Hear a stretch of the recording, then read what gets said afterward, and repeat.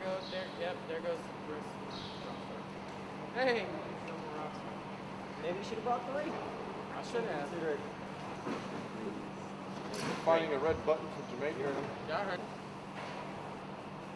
Hey, aren't we supposed to be like on a flight right now to Kirby? Okay, that's cool. I can do that. I can do that. It's gonna be full of Crown Royal.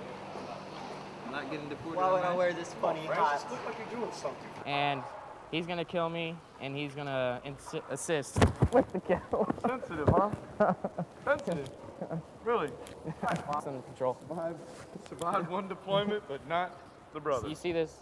Yeah. That, That's because they don't stack. Man, I was about to say it. yeah.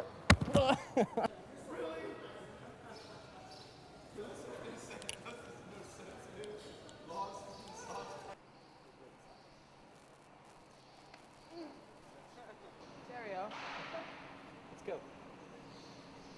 Let's go. Oh, really? Peace. Really?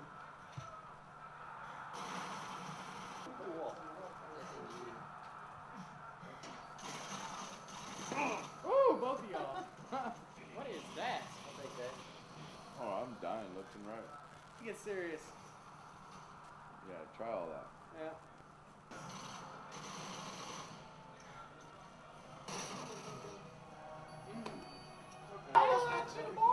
Man down.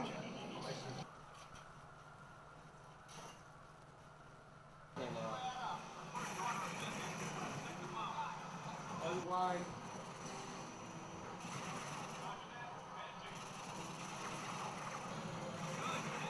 Oh, what?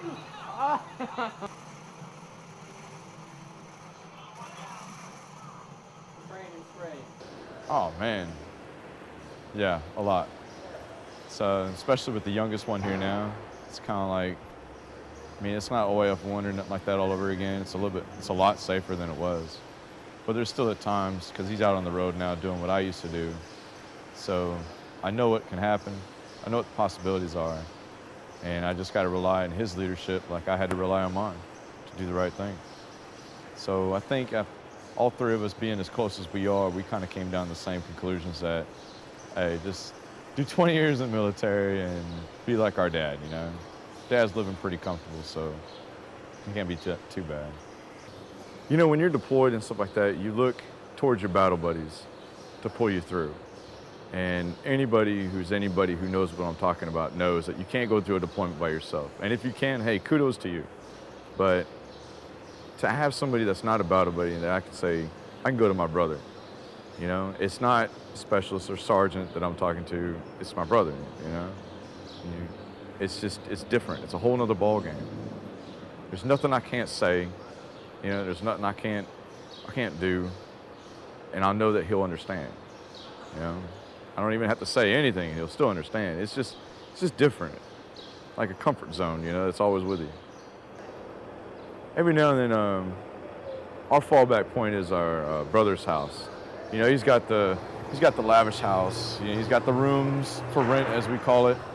You know, we just crashed for the night. So we usually fall back on his place during holidays, 4 days and stuff like that, or when we have days off. It's the typical 3 brothers, a barbecue, movies, and everything else is out the window.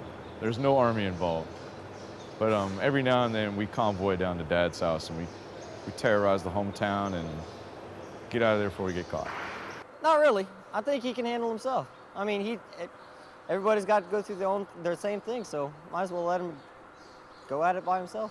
I mean, granted, if he needs help, I'll be there. Learning experience.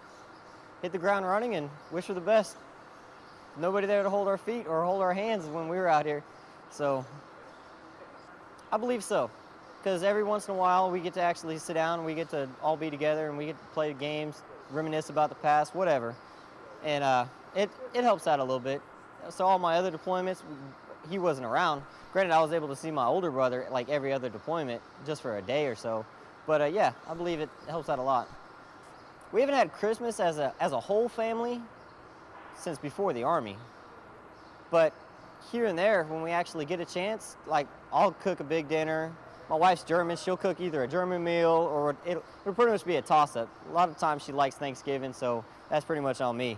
and invite the brothers, see what happens. I've always liked working on vehicles.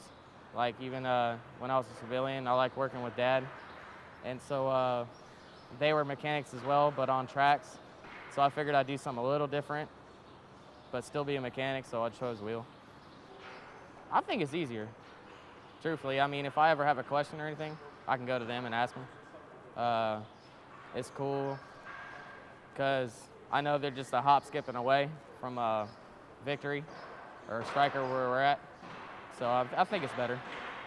Actually, I was actually thinking of a career change to a crew chief on a Blackhawk because, like, especially like jumping from Falcon to striker and striker to Falcon, it's really cool. I enjoy flying in helicopters. It's awesome. I mean, they're pretty much either way. I mean, if it's what you want, then go for it. Pretty much. I mean, you know, Josh wants to fly.